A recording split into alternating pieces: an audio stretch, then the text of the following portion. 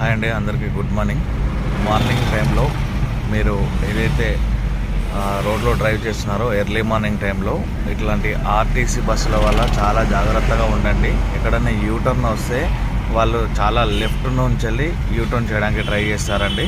చాలా జాగ్రత్తగా ఉండాలి. మనం యూటర్న్ చేసి రైట్ ఇండికేటర్ వేసి మనం టర్న్ చేసినా కూడా ఇతను ఎక్కడైతే నుంచి లెఫ్ట్ నుంచి వస్తున్నాడో అక్కడ నుంచి లెఫ్ట్ టర్న్ చేయడానికి ట్రై చేస్తారు. సో యూటర్న్ చేసే వాళ్ళు ఎప్పుడైనా సరే కానివ్వండి, రైట్ కానీ లెఫ్ట్ కానీ అబ్జర్వేషన్ చేస్తూ వెళ్ళాలి.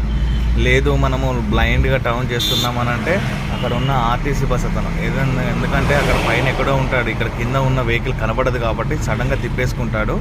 సో చూసుకొని వెళ్ళొచ్చు కదని మనల్ని రిటర్న్ క్వశ్చన్ వేస్తాడు. ఎప్పుడైనా గుర్తుపెట్టుకోండి, ఆర్టీసీ బస్ అతను టచ్ అయ్యాడంటే యాక్చువల్లీ యాజ్ ఏ రూల్ ఏంటంటే మానవతా దృక్పథంతో ఎవరికైనా ఇన్సిడెంట్ జరిగినప్పుడు వచ్చి కాపాడాలి. ఏదైనా ఇంజ్యూర్ అయితే హాస్పిటల్కి తీసుకెళ్ళాలి. కానీ ఆర్టీసీ బస్సు వాళ్ళు డ్రైవింగ్ సీట్లో నుంచి కిందికి దిగరు. ఎందుకు అని అంటే వాళ్ళు కిందికి దిగితే వాళ్ళ మీద కేసు అవుతుంది. దాంట్లో వాళ్ళ ఆర్టీసీలో ఒక రూల్ ఉంది.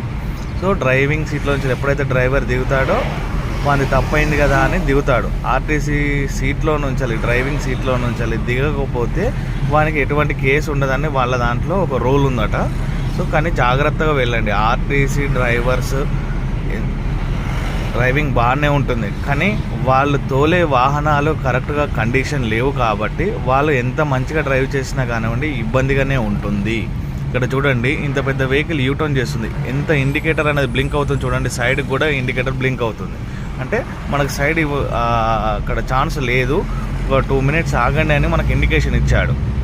మీకు అక్కడ 2 times బ్లింక్ అయ్యి ఆగిపోయిందని అంటే ఇక్కడ మీకు ఛాన్స్ లేదు. మళ్ళీ ఎమ్మటే అలాగే కంటిన్యూగా వేసి ఒక 3 blinks వచ్చి సైడ్ తీసుకోమన్నప్పుడు మన సైడ్కి వెళ్ళిపోవడానికి ట్రై చేయాలి. ఎప్పుడైనా గుర్తుపెట్టుకొని ఇట్లాంటి 2-way లైన్లో రైట్ కానీ లెఫ్ట్ కానీ వెళ్ళాలి.